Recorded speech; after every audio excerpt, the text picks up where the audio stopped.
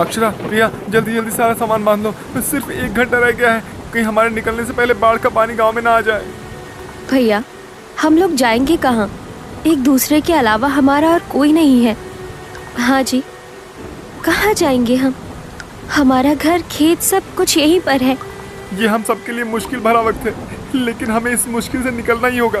पहले तो हमें किसी सुरक्षित जगह पर जाना होगा और आगे का हम बाद में सोच लेंगे क्या करना है।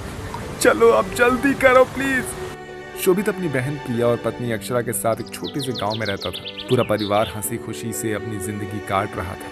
लेकिन एक दिन पूरे गांव में खबर फैलती है कि गांव का बांध टूटने की वजह से अब धीरे धीरे पानी का सैलाब गांव की तरफ बढ़ रहा है। गांव में रह रहे सभी लोग अपना जरूरी सामान बांधकर सुरक्षित जगह पर जा रहे हैं, जिनमें शोभित का परिवार भी मौजूद होता है। शोभित, गांव में बाढ़ का पानी आना शुरू हो गया है। देखो, पानी अब हमारे घुटनों तक बढ़ रहा है। भाभी, भैया, मुझे तो तैरना भी नहीं आता है। मैं डूबकर नहीं मरना चाहती। किसी को कुछ नहीं होगा, मैं हूं ना तुम्हारे साथ, चिंता मत करो। शोभित अपनी पत्नी और बहन के साथ बाढ़ के पानी को पार करते हुए आगे बढ़ने लगता है कि तभी उन्हें बाढ़ के पानी में एक नाव दिखाई देती है। लगता है किसी मछुआरे की नाव है। चलो हम इसमें बैठते हैं, कम से कम इस नाव के सहारे हम इस बाढ़ के पानी को पार तो कर सकते हैं। शोभित अपनी बहन और पत्नी के साथ उस नाव में बैठ जाता है और नाव चलाते हुए जैसे तैसे करके वो गांव से बाहर निकलता है। लेकिन किसी सुरक्षित जगह पर पहुंचने की बजाय वो लोग समुद्र में पहुंच जाते हैं। हे भगवान, हम तो समुद्र के बीचों बीच आ गए। अब हम क्या करेंगे? यहाँ तो आसपास मुझे कोई जगह भी नहीं दिख रही है। अक्षरा, परेशान मत हो, कोई ना कोई जगह हमें जरूर मिल जाएगी। कई घंटों तक नाव में सवारी करने के बाद शोभित और उसके परिवार को समुद्र में चट्टानों से घिरी एक जगह दिखाई देती है। भैया, वो देखो, लगता है वो कोई टापू है। हमें वहाँ चलना चाहिए। लेकिन क्या हमारा वहाँ जाना ठीक होगा? मुझे नहीं लगता कि उस टापू पर कोई रहता होगा। अरे, उस टापू पर से धुआं निकल रहा है, इसका मतलब वहाँ पर आग जल रही है। और अगर समुद्र के बीचों बीच किसी टापू पर आग जल रही हो तो वहाँ कोई ना कोई इंसान तो जरूर होगा। चलो हम चलकर देखते हैं। शोभित नाव चलाते हुए टापू के किनारे पर पहुंच जाता है। नाव से उतरकर वो तीनों उस टापू में आगे बढ़ने लगते हैं। मुझे तो यहाँ बहुत डर लग रहा है। हमें यहाँ आए हुए कितनी देर हो गई है, लेकिन हमें एक भी इंसान नहीं दिखा। मेरी मानिए तो चलिए यहाँ से। हाँ भैया, चलिए, मुझे भी यहाँ कुछ ठीक नहीं लग रहा है। शोभित अपनी पत्नी और बहन की बात मानकर वहां से उन्हें ले जाने लगता है कि तभी उन्हें एक आवाज आती है। रुक जाओ, तुम लोग यहाँ से नहीं जाओगे। तुम लोग यहाँ आए अपनी मर्जी से हो, लेकिन जाओगे हमारी मर्जी से। ये आवाज कैसी? कौन है यहाँ? भैया, भाभी, चलो ना यहाँ से जल्दी। मुझे बहुत डर लग रहा है। मैंने तो पहले ही कहा था कि ये जगह मुझे ठीक नहीं लग रही है। अब खड़े खड़े क्या देख रहे हो? चलो ना। वो तीनों वहां से जैसे ही जाने लगते हैं कि तभी उनके सामने ढेर सारे भूत और चुड़ैल आ जाते हैं। अपनी आंखों के सामने भूत और चुड़ैलों को देखकर उन तीनों के रोंगटे खड़े हो जाते हैं। भूत, चुड़ैल, ये तो वही बात हो गई कि आसमान से गिरे और खजूर पलट गए। अरे, बाहर से बचकर यहाँ आ तो गए थे, लेकिन यहाँ हमें चुड़ैल और भूत मिल गए। अरे बाप रे बाप। हमें माफ कर दो, हम तुम्हारी जगह पर गलती से आ गए हैं। हमें यहाँ से जाने दो। हम किसी को तुम्हारे बारे में कुछ नहीं बताएंगे। तुम लोग घबराओ मत, हम तुम्हें कोई नुकसान नहीं पहुँचाएंगे। हम भूत चुड़ैल जरूर है, लेकिन हम बेवजह इंसानों को नहीं मारते। अच्छा, ऐसा है तो हमें जाने दो। तुम लोग यहाँ से जा सकते हो, लेकिन उससे पहले तुम्हें हमारी मदद करनी होगी। मदद? कैसी मदद? और भूत और चुड़ैलों को हम इंसानों से क्या मदद चाहिए? हम तुम्हारी क्या मदद कर सकते हैं? हमारी मदद तुम लोग ही कर सकते हो। दरअसल कुछ साल पहले हमारे गांव में बाढ़ आई थी। उस बाढ़ में हम सभी लोग डूबकर मर गए। हमारे शरीर बहते बहते इसी टापू के पास आए थे, जिसके चलते हमारी आत्मा इस टापू में कैद हो गई और हम चाहकर भी इस टापू से बाहर नहीं निकल पा रहे हैं। तुम लोग ही हमारी मदद करके हमें इस जगह से मुक्ति दिला सकते हो। हमें तुम्हारी मदद की बहुत जरूरत है। तुम लोग ही हमारी आखिरी उम्मीद हो।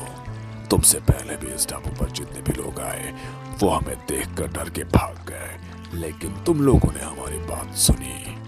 क्या तुम हमारी मदद करोगे? उन भूत चुड़ैलों की बात सुनकर शोभित, अक्षरा और प्रिया डर के साथ साथ काफी हैरान भी होते हैं, लेकिन इसी के साथ उन तीनों के अंदर इंसानियत जिंदा थी, इसलिए वो भूत और चुड़ैलों की मदद करने के लिए मान जाते हैं। आप लोगों का बहुत बहुत शुक्रिया। परसों पूर्णिमा की रात है, उसी दिन हम लोगों को मुक्ति मिल सकती है। तब तक आप लोग हमारे मेहमान हैं। हम लोग आपका बहुत अच्छे से ध्यान रखेंगे। सारे भूत चुड़ैल मिलकर शोभित, अक्षरा और प्रिया को एक बड़े से घर में ले जाते हैं और खाने के लिए उनके सामने ढेर सारे पकवान रखते हैं। उन पकवानों को देखते ही शोभित, अक्षरा और प्रिया का मन उल्टी जैसा होने लगता है, क्योंकि वो पकवान इंसानों के खाने लायक नहीं बल्कि भूत चुड़ैलों के लायक थे। किसी प्लेट में बिल्ली की बिरयानी थी तो किसी प्लेट में चूहे का कबाब। अरे आप लोग कुछ खा क्यों नहीं रहे हैं? अभी तो आपके लिए चमगादड़ के खून का शरबत भी आ रहा है। अरे बुद्धू, ये लोग हमारी तरह भूत और चुड़ैल नहीं बल्कि इंसान हैं, और ये इंसानों वाला खाना खाते हैं, जैसे दाल, रोटी, सब्जी। वो चुड़ैल अपने जादू से उन तीनों के लिए दाल, सब्जी, चावल, रायता जैसे पकवान लेकर आती है, जिसे खाकर वो तीनों अपना पेट भरते हैं। आप लोगों का बहुत बहुत शुक्रिया। हमने आप लोगों के आराम करने के सभी बंदोबस्त कर दिए हैं।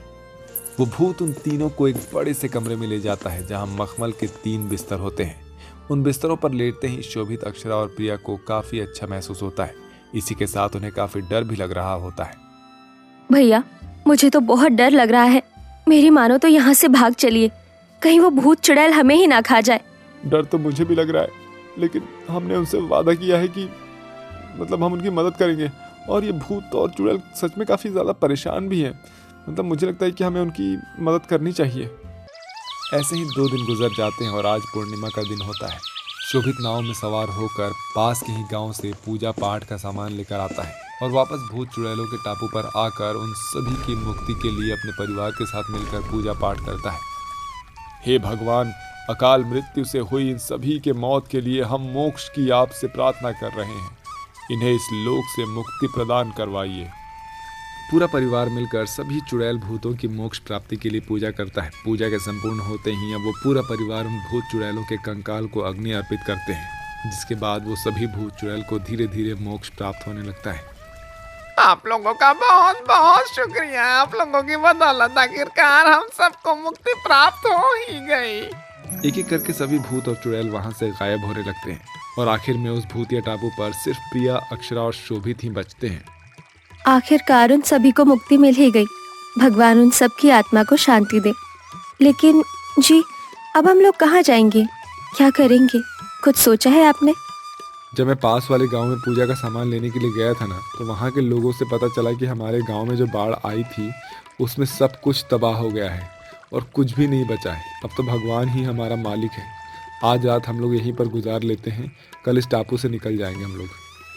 शोभित अपनी पत्नी और बहन के साथ जैसे ही कमरे में आराम करने के लिए जाता है तो देखता है कि पूरा का पूरा कमरा सोने, हीरे, चांदी और जेवरातों से भरा हुआ है, जिसे देखकर वो तीनों काफी हैरान हो जाते हैं। ये सब यहाँ कैसे? कल तक तो इन सबके कमरे में ऐसा कुछ भी नहीं था। ये सब उन भूत चुड़ैलों का तो नहीं? उन्होंने हमारे लिए तो ये सब कुछ नहीं छोड़ा, लेकिन वो हमारे लिए सब कुछ क्यों छोड़ेंगे? क्योंकि हम लोगों ने उनकी मदद की थी, जिसके बदले उन लोगों ने हमारी जिंदगी भर की मदद एक साथ कर दी। मोक्ष प्राप्ति से पहले उन सभी भूत चुड़ैलों ने मिलकर शोभित के परिवार के लिए इतनी धन दौलत छोड़ दी थी कि उनके आने वाले 7 पीढ़ी उस धन दौलत की बदौलत अपनी जिंदगी ऐशो आराम से जी सकते थे। शोभित अगले दिन अपने परिवार के लिए उस धन दौलत के साथ उस टापू से निकल जाता है और एक नई जगह अपने परिवार के साथ एक नई जिंदगी की शुरुआत करता है।